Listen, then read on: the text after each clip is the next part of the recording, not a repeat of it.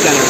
So today I purchased Huawei watch Air 3 from TV, and now I'm gonna show you guys how to unbox this watch. So what we do is actually over here,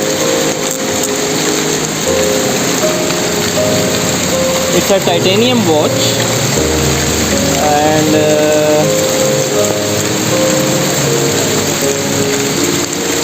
wow, just look at that.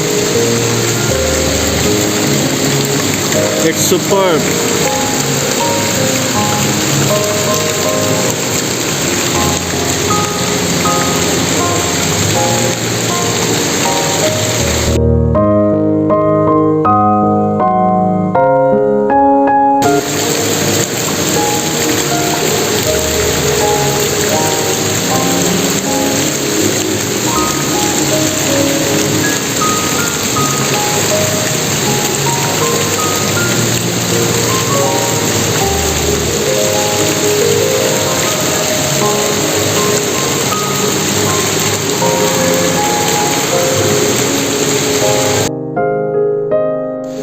So I thought it's charged, but it's not. So I need to charge it first, and then I'm gonna give you a review after that.